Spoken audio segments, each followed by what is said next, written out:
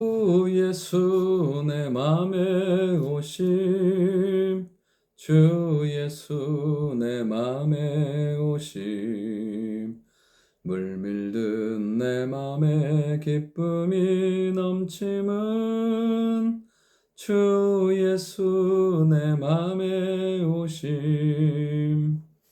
아멘. 하나님 말씀 에스라 7장 11절부터 20절의 말씀입니다. 본문의 말씀은 아닥사스다 왕이 이제 에스라를 보내면서 당부하고, 그리고 그가 어떻게 하나님을 섬길지에 대해서 이야기하는 것을 보게 됩니다. 이스라엘 백성들이 처음 잡혀갔던 그 바벨론 시대부터 그리고 이들이 들어오는 그 바사 시대, 메데 바사 시대까지의 왕들이 나와요. 누구 나오니? 처음에 느부갓네살, 그 다음에 고레스, 다리오, 아닥사스다. 심지어 그 에스더 시대에 있었던 아하스에르. 그럼 보면 이방의 왕들도 다 하나님을 알고 하나님의 은혜를 경험하는 것을 보게 돼요. 오늘 이 아닥사스다의 고백을 봐도 그래요. 단순하게 그냥 지시가 아닌 거예요. 하나님에 대한 영적인 통찰력과 지식과, 그리고 하나님에 대해서 온전히 아는 사람의 고백들인 것을 보게 돼요. 이것을 통해서 알 수 있는 게 무엇이냐면, 이 이스라엘 백성들의 포로기가 단순히 이스라엘 백성에게만 회복의 기회가 아니라 그 이방 나라들에게도 기회였던 것을 보게 돼요. 심지어 하나님은 이사야 16장에 보면 이스라엘 백성들이 애굽에서 그 400년의 그 종살이한 그것을 기억하시고, 하나님께서는 그 애굽도 사랑하시고 내 백성이라고 택한 자라고 말씀하시는 것을 보게 돼요. 그러니까 믿음의 사람들을 만나면, 그리고 믿음의 사람들과 함께하면 그 믿음의 사람들뿐 아니라 주변에도 놀라운 은혜가, 은총이 나타나게 되는 것을 보게 됩니다.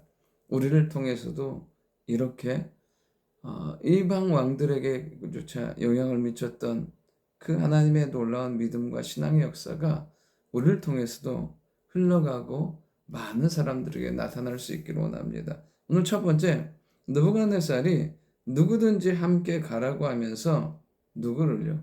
에스라를 보내는 것을 보게 됩니다. 오늘 11절의 내용은 에스라가 자신에 대해서 기록한 내용이에요. 보면 여호와의 계명의 말씀과 이스라엘에게 주신 율례학자여, 학자 겸 제사장인 에스라에게 아스닥스 왕이 내린 조서의 초본은 이와 아래와 같으니라. 그러니까 이 아닥사스다 왕이 조서의 초본을 내렸는데 그 본인에 대한 평가를 11절에 하는 거예요. 그리고 12절은 아닥사스다 왕의 평가예요. 하나님의 율법의 완전한 학자 겸 제사장 에스라에게. 여기에 보면 이 에스라에 대한 평가, 그러니까 본인도 그렇게 생각하고, 그리고 이 왕도 그렇게 생각하면서 어떤 사람이냐면 하나님의 말씀에, 율법에 완전하고 하나님께 집중하고, 그리고 자기의 본분을 잃지 않고 살았던 사람으로 기록하고 있어요. 그에게 이 아닥사스다가 뭐라고 말하냐면, 이제 예루살렘으로 올라갈 사람은 누구든지 가라고 해요. 이런 이제 성전이 건축된 다음에 진정한 영적인 회복을 위해서 누가 가냐면 이렇게 영적으로 깨어있는 사람, 하나님께 집중하는 사람이 올라가는 것을 보게 돼요. 그러면서 이때 약 1,500명 정도가 올라가게 되는 것을 보게 돼요. 자발적인 거예요. 그럼 여기서 우리가 알 수 있는 것은 이런 거예요. 누구나 갈 수 있지만 이스라엘 백성 모두가 간 건 아니에요. 항상 하나님 앞에 우리가 알아야 될 것은 무엇이냐면 은혜와 헌신과, 그리고 하나님 앞에 온전히 예배할 수 있는 기회는 누구에게나 주어져 있지만, 그러나 모두가 다 그렇게 반응하며 사는 건 아니에요.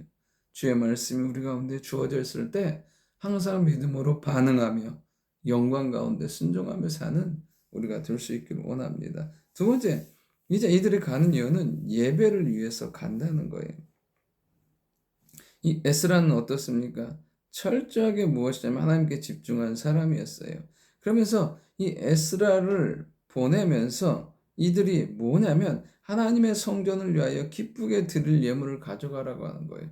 그러니까 이 모든 것, 이들이 돌아가는 이유는 단순히 개인적인 무엇을 위해서 돌아가는 게 아니라 하나님 앞에 온전히 예배하기 위해서 그 예배의 사명을 가지고 올라가는 거예요. 다시 하나님의 백성으로 살기 위해서. 우리가 항상 주의 부르심 가운데 은혜 가운데 살 뿐 아니라 항상 우리가 가는 곳마다 이 예배의 현장이 되길 원하며 이 말씀을 통해서 하나님의 살아계심을 경험하며 또 예배를 통해서 주의 충만한 은혜를 누리는 삶이 되도록 깨어있는 우리가 되어야 될 줄 믿습니다. 마지막 세 번째, 이들은 하나님의 뜻에 따라 온전히 하나님께 드린다는 거예요. 17절부터 보면 이제 드리는 것들에 대한 것들이 나와요. 근데 이 모든 것들을 어떻게 해요? 이 아닥사스다가 말하는 거예요. 이것들을 가져가라고, 가져가라고. 근데 저 읽으면서 17절부터 20절의 내용을 보면서 이거는 이방의 왕이 아니라 마치 성경에 나오는 다윗의 고백 같더라고요.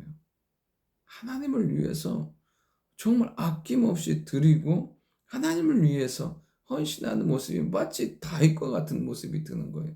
아, 은혜 받으면 이방 왕도 이럴 수 있구나.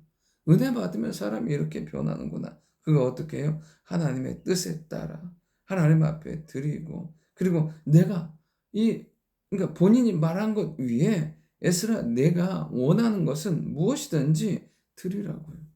그러니까 열려 있는 거예요. 그러니까 하나님의 살아계심과 역사하심을 경험한 사람들에게 나오는 반응이 무엇이냐면 하나님을 향한 온전한 신뢰와 온전한 헌신인 거예요. 우리의 삶이 하나님의 살아계심과 역사하심을 믿으면서 해야 될 것은 무엇이냐면 두 가지예요. 온전한 헌신, 온전한 순종.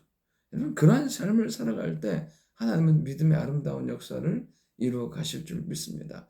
오늘 하루도 그런 축복의 하루가 될 수 있기를 원합니다. 좋으신 아버지 하나님, 우리가 하나님의 사람으로 주의 부르심 가운데 날마다 끼어 순종하는 저희들 되게 하시고 온전히 어느 곳에서든지 예배함으로 하나님을 기쁘시게 하는 삶이 되게 도와주옵소서. 항상 하나님 앞에서 온전한 헌신과 온전한 순종으로 주를 영화롭게 하는 우리의 삶이 되게 하시고 그렇게 살아가는 자들에게 돕는 주의 선한 손이 오늘도 함께함으로 응답의 하루 될 수 있도록 도와주옵소서. 예수님의 이름으로 기도드립니다. 아멘.